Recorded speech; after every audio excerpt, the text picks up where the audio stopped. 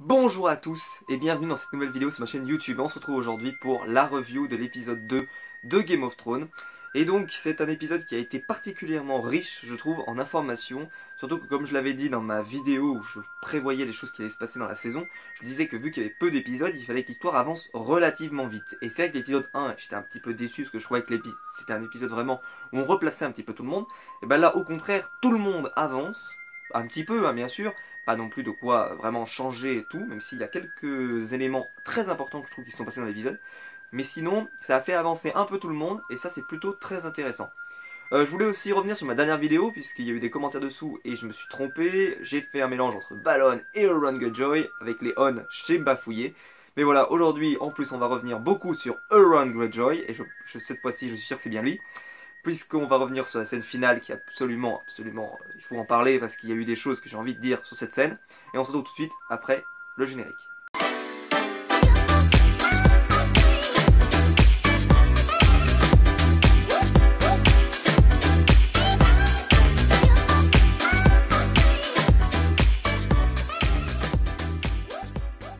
Alors moi je vais commencer par la scène que j'ai le préféré dans l'épisode, c'est la scène d'intro. Alors je sais que ça peut paraître bizarre, mais alors cette scène d'intro, elle était géniale.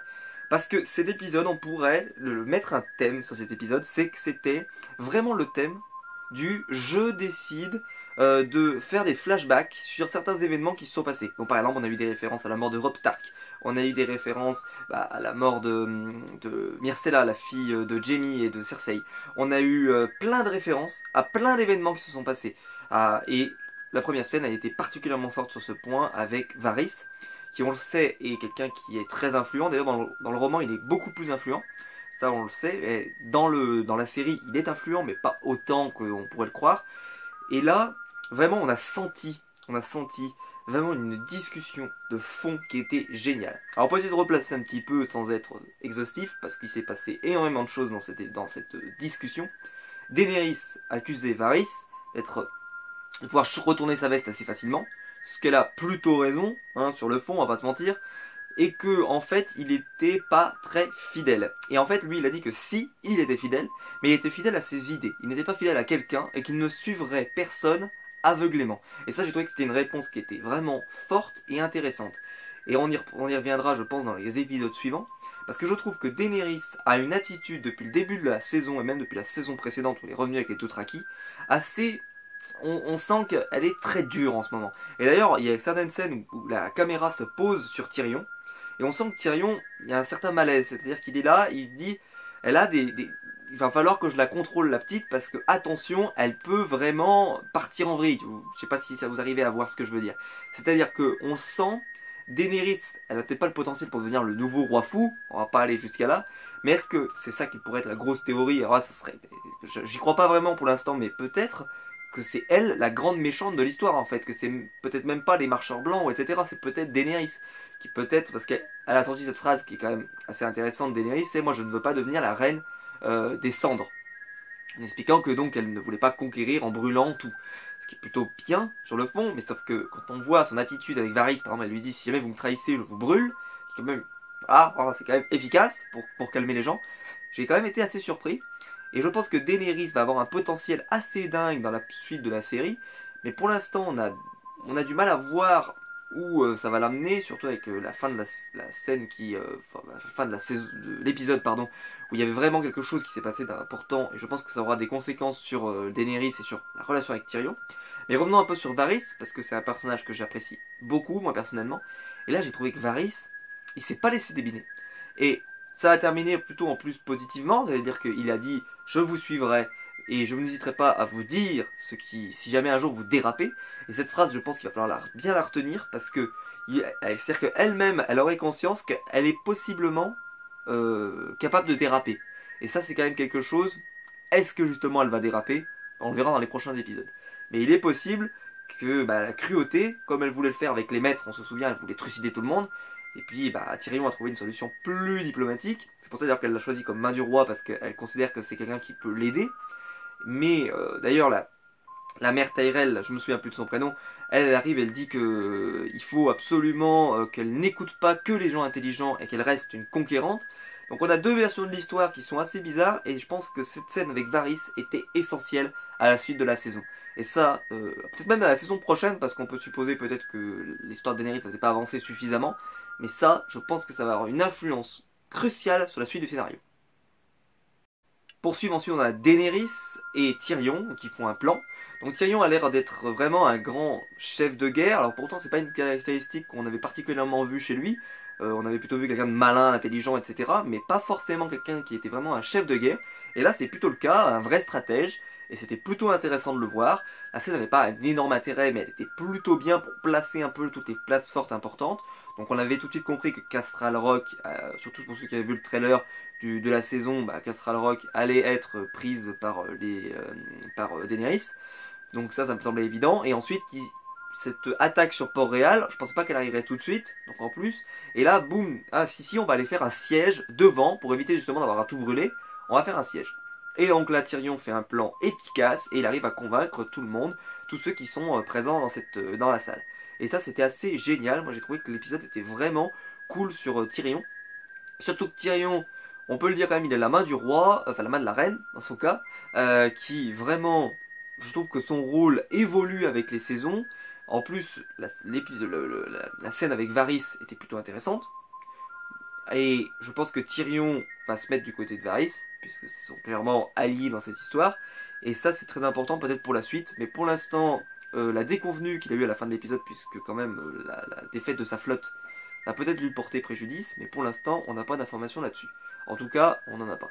Et je voulais revenir aussi sur, très rapidement, parce que pour l'instant, je ne sais pas trop à quoi ça sert cette histoire, Mélisandre est arrivée vers Daenerys. Voilà, et elle a été recrutée. On peut supposer que, je parlerai après, mais Jon Snow va arriver sur place. S'il croise Mélisandre, que va-t-il se passer? Pour l'instant, je pense que c'est le seul intérêt de cette histoire, parce que pour l'instant, le dieu de la lumière, moi personnellement, j'ai du mal à savoir ce qu'il veut véritablement faire. Et est-ce que c'est vraiment, ou est-ce que c'est du grand n'importe quoi, ou est-ce que véritablement il y a un objectif, cette prophétie, etc. Pour l'instant, je suis un peu dans les choux, parce que cette prophétie, j'ai du mal à voir qui est véritablement la personne de la prophétie. Parce que moi, j'étais convaincu que c'était Jon Snow, et puis là, on a l'impression que ça peut être n'importe qui. Donc en fait, si ça peut être n'importe qui, j'ai envie de vous dire, c'est un peu compliqué à vraiment se positionner sur quelqu'un. Et ça, c'est un peu dommage, parce que je pense qu'on aurait pu avoir un vrai élu qui aurait pu se positionner à 2 saisons de la fin. Pour l'instant, c'est pas le cas, mais ça peut arriver dans les saisons, en tout cas dans la saison, soit dans cette saison, soit dans la saison prochaine. Et donc la scène un peu what the fuck de l'épisode, c'est Arya qui retrouve Tourte Chaude et qui découvre que Jon Snow a récupéré Winterfell. Alors d'ailleurs dans la scène, ce qui me semble assez surprenant, on ne place pas Sansa. C'est-à-dire que Tourte Chaude lui dit, il y a Jon Snow qui a récupéré Winterfell et il place pas à une seule seconde Sansa. On a vraiment l'impression qu'elle sert à rien. C'est quand même hyper étonnant. Enfin, je veux dire, moi j'étais très surpris qu'ils lui disent pas que sa sœur, parce que quand même c'est son demi-frère, c'est même pas son frère, c'est son demi-frère, même si elle le considère comme un frère. Là, c'est sa sœur, et elle ne lui dit même pas qu'elle est à nouveau à Winterfell. Ça me semblait complètement dingue. Enfin, je ne sais pas pourquoi il ne lui dit pas l'information. C'est-à-dire que quand elle va arriver à faire au fusil, elle va vouloir trouver Jon Snow qui n'y est plus puisqu'il est parti. Elle va arriver, boum, Sansa Stark. Enfin, ça me semblait complètement dingue qu'ils ne lui disent pas cette information. Donc c'est vrai que la scène était particulièrement belle. Et ensuite, il y a eu donc cette scène avec la louve, Nymeria, scène qui est un peu obscure parce que vraiment, sans déconner, vous vous baladez dans la forêt. On va prendre l'exemple de base. Vous vous baladez dans la forêt, vous cherchez des champignons, etc., etc., vous m'avez compris. Et là, boum, vous tombez sur un loup. En sachant que les forêts à cette époque, à l'époque médiévale, on pourrait dire qu'il y en avait de partout. Donc quelle est la chance que tu tombes sur ton loup dans la forêt? C'est-à-dire que ça se place tellement au hasard, comme ça, boum, le hasard, tiens, elle tombe sur sa louve, que c'est vrai que moi j'ai eu un petit peu de mal à y croire. Et ça m'a fait un peu décrocher dans l'épisode. Malgré que, bon, je suppose que c'est pour faire accélérer, comme je l'ai dit, pour accélérer. Mais c'est vrai que ça semblait tellement tomber comme ça, ah bah tiens, la louve est apparue, hop, c'est ma louve, que j'ai trouvé que ça un peu... D'ailleurs, il y a des gens qui pensaient que c'était pas sa louve. Ça a été même confirmé par HBO eux-mêmes que c'était bien Nymeria. Donc je vous le dis, c'est Nymeria. Ne vous demandez pas si c'était parce qu'il y a eu cette scène avec où elle dit It's not you, je sais pas quoi. Non, vu qu'HBO a confirmé, c'est que c'est Nymeria, il n'y a pas à se poser la question. Surtout que franchement, si c'était pas Nymeria, cette scène n'aurait absolument aucun sens. Parce que vraiment, elle arrive, elle voit son loup, ils discutent pendant quelques secondes, et puis boum, qu'est-ce qui se passe? Rien du tout. Si jamais c'était pas elle, cette scène n'aurait absolument aucun sens.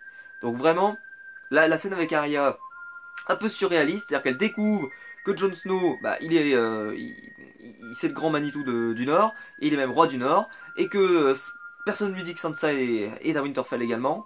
Et après, elle tombe comme par hasard sur sa louve. Enfin, vraiment, enfin, c'était assez surréaliste cette partie-là de l'histoire. Et on sent qu'ils ont vraiment rushé peut-être pour avancer plus vite, mais je sais pas vraiment pourquoi.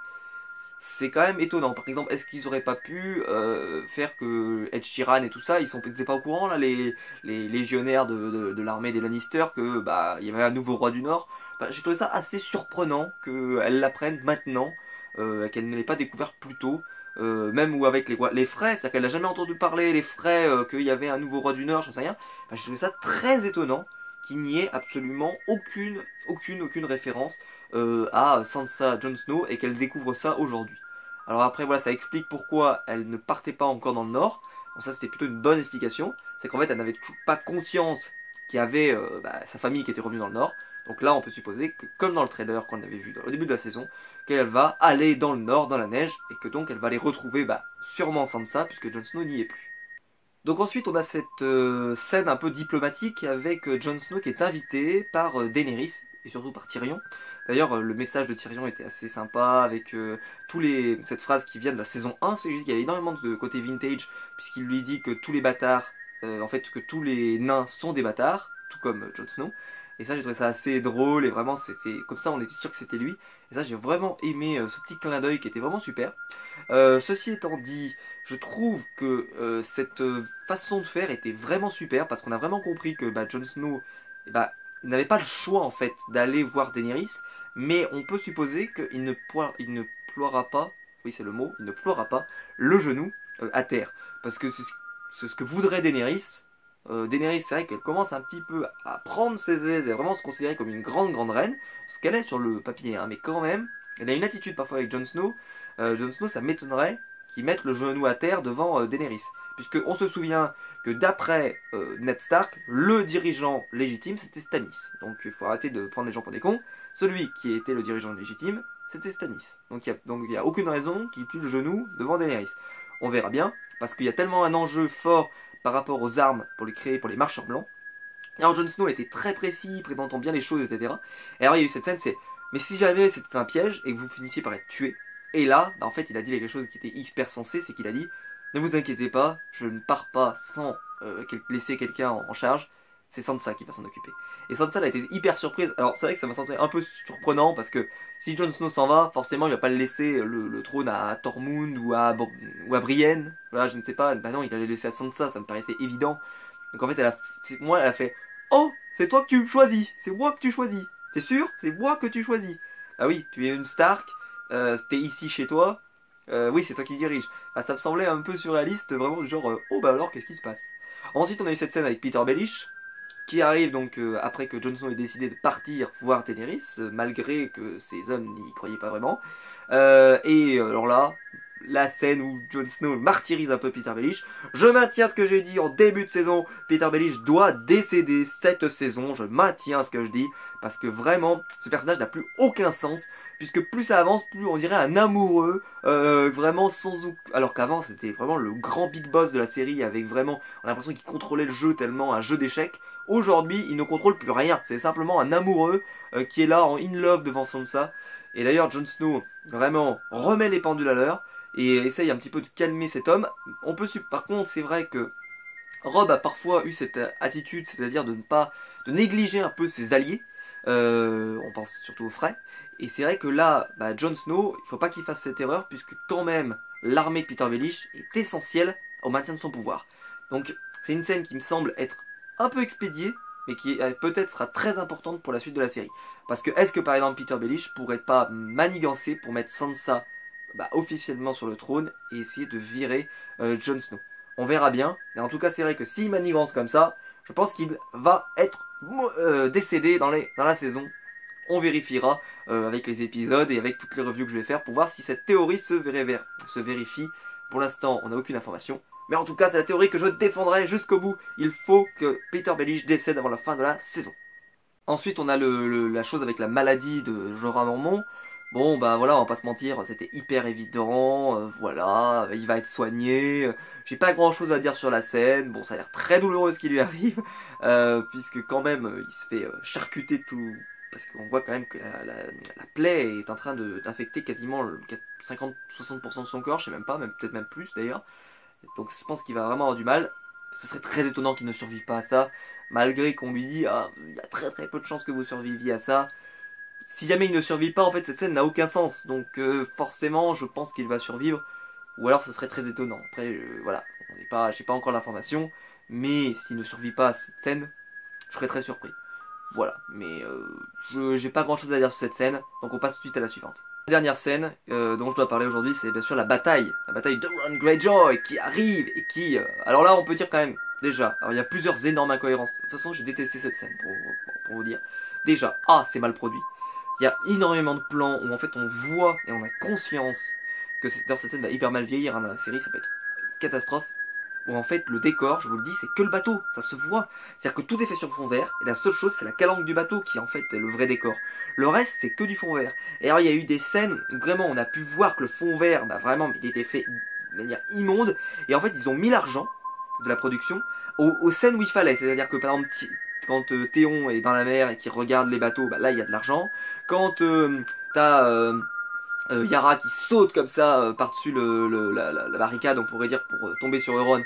Voilà, il y a énormément de scènes comme ça, où là ils ont mis un peu d'argent, on voit vraiment bien les décors, et alors il y a d'autres scènes où vraiment quand ils sont en train de se battre avec l'épée, vous regardez le fond, mais c'est vraiment, c'était ni fait ni à faire, ça se voit qu'ils ont pas mis d'argent sur cette scène, et c'est, bon peut-être parce qu'aussi il y a d'autres scènes plus tard qui vont coûter très cher, donc je suppose qu'ils gardent de l'argent pour la suite, mais c'est vrai que cette scène, je pense qu'elle est vraiment, vraiment pourrie, surtout qu'en plus, bon, elle dure 5 minutes, donc forcément, tu vas pas y mettre non plus énormément d'argent, mais c'est vrai que là, ça sentait vraiment le carton-pâte. On voyait vraiment, bah moi je l'ai vraiment senti, qu'il y avait que le bateau qui était vrai, et le reste, c'était vraiment pas vrai.